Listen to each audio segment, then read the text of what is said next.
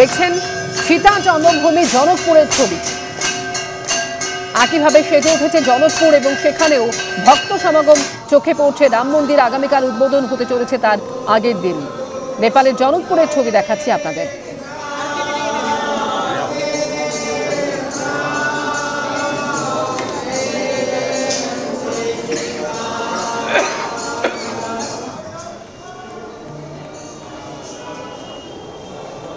অযোধ্যায় রাম মন্দিরের প্রবেশ পথ, সেই প্রবেশ পথকে কিন্তু ফুল দিয়ে সাজিয়ে তোলা হয়েছে। আমরা যেরকম ভাবে দেখতে পাচ্ছি, প্রথমেই ফুল দিয়ে গণেশের একটি মূর্তি তৈরি করা হয়েছে। পাশে লেখা রয়েছে শ্রীরাম জন্মভূমি তীর্থক্ষেত্র ট্রাস্ট, সেটা লেখা রয়েছে।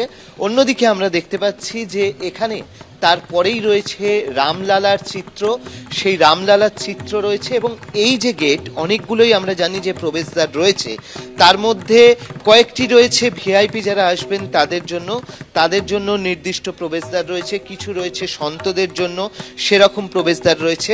আমরা যেরকমভাবে জানি যে রাম মন্দিরে প্রবেশদ্বার একটি রয়েছে, সেটা দিয়ে সাধারণ মানুষজন কয়েকদিন যাতায়াত করছিলেন, এখন সাধারণ মানুষের প্রবেশ বন্ধ। এবং 22 তারিখ প্রাণ প্রতিষ্ঠার দিন সন্ত বা সাধুরা যেটা দিয়ে প্রবেশ করবেন সেই যে গেটটি তো রয়েছে, তার পাশাপাশি এই প্রবেশদ্বার দিয়ে কিন্তু প্রবেশ করবেন হচ্ছেন প্রধানমন্ত্রী নরেন্দ্র মোদী। আমরা দেখতে পাচ্ছি যে সেই জায়গাটা ফুল দিয়ে সাজিয়ে তোলা হয়েছে, বিভিন্ন ধরনের ফুল ব্যবহার করা হয়েছে। এখানে কিন্তু আমরা যেরকম দেখছি গাঁদা ব্যবহার করা হয়েছে, রজনীগন্ধা ব্যবহার করা হয়েছে, তার পাশাপাশি প্রচুর অর্কিডের ব্যবহার রয়েছে, অর্কিড রয়েছে, গোলাপ রয়েছে, চন্দ্রমল্লিকা রয়েছে। এই সমস্ত ফুল তার একটা বড় অংশ কিন্তু নিয়ে আসা হয়েছে কলকাতা থেকে, যেমনটা জানা যাচ্ছে। আমরা এখানে দেখতে পাচ্ছি যে গোলাপ, চন্দ্রমল্লিকা, অর্কিড, বিভিন্ন বাহারি গাছ, সেই সমস্ত দিয়ে তৈরি করা হয়েছে। এখানে আলাদাভাবে ওঙ্কার চিহ্ন, সেই ওঙ্কার চিহ্ন তৈরি করা হয়েছে ফুল দিয়ে, এবং ওঙ্কার চিহ্নের পাশাপাশি আমরা দেখতে পাচ্ছি বিভিন্ন জায়গায় রামলালার ছোট ছোট যে প্রতিকৃতি বা ছবি, সেগুলো ব্যবহার করা হয়েছে।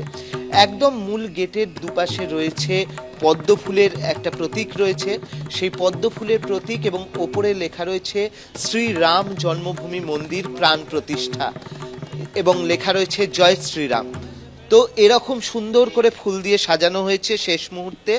অন্যদিকে আমরা যদি এই সুন্দর গেট যেরকম দেখছি, কিন্তু এই গেট আজকে ফাঁকা। কালকে আমরা দেখেছিলাম প্রচুর মানুষজন ভিড় করছেন, কিন্তু আজকে পুরোপুরি খালি এই গেট হয়ে রয়েছে। তা কেন? তার কারণ হচ্ছে নিরাপত্তাও রয়েছে জোরদার। আজকে কিন্তু অনুমতি ছাড়া কোনো গাড়ি অযোধ্যায় প্রবেশ করতে পারবে না, ট্রেন বন্ধ রয়েছে, কোনো গাড়ি অনুমতি ছাড়া প্রবেশ করতে পারবেন না, কোনো ব্যক্তি অনুমতি ছাড়া প্রবেশ করতে পারবেন না। পুরো রাস্তা যে কারণে আমরা দেখতে পাচ্ছি যে এই অযোধ্যার পুরো রাস্তা, সেই রাস্তা প্রায় খালি। অন্যান্য দিন আমরা যেরকম দেখি যে যানজটের কারণে খুব মন্থর গতিতে চলে, আজকে সেখানে দেখা যাচ্ছে যে প্রায় খালি, এবং নির্দিষ্ট কিছু যানবাহন চলছে যাদের অনুমতি রয়েছে। তো এরকমভাবেই একদিকে যেরকম সেজে উঠেছে অযোধ্যা, তার পাশাপাশি নিরাপত্তারও কড়া বন্দোবস্ত কিন্তু করা হয়েছে। ক্যামেরায় অজয় দাসের সঙ্গে অর্ণব মুখোপাধ্যায়, এবিপি আনন্দ, অযোধ্যা।